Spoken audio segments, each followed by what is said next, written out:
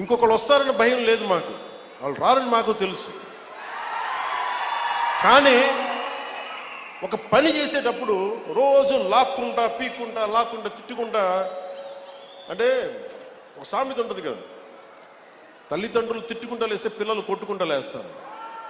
అలాగా నాయకులు ఎప్పుడు పరస్పరం తిట్టుకుంటా ఒకళ్ళు పొడుచుకుంటా ఉంటే వేదిక పైన నాయకులకు కానీ రాష్ట్ర స్థాయిలో ఉన్న నాయకులందరికీ కూడా మా అందరి బాధ్యత, మీరు మా మీద భరోసా పెట్టారు. మీరు లేకపోతే 151 సీట్స్ అవుట్ ఆఫ్ 175 ఎలా వస్తాయి?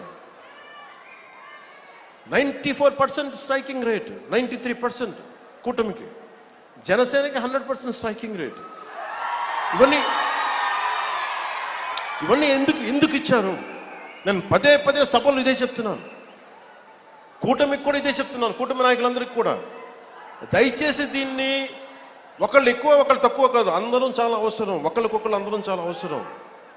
నేను గతంలో కూడా చెప్పాను, గౌరవ ముఖ్యమంత్రి గారిని లాస్ట్ టైము గత ప్రభుత్వం ఆయన జైలు పాలు చేసినప్పుడు కొద్దిమంది జనసేన పార్టీకి సంబంధించిన మద్దతుదారులు ఏదో మాట్లాడితే తెలుగుదేశం పార్టీని దయచేసి అలా బలహీనంగా చూడకుండా చాలా బలమైన పార్టీ, దాన్ని గొడవ పెట్టకండి, అలా ఇంత నేను గౌరవించాను.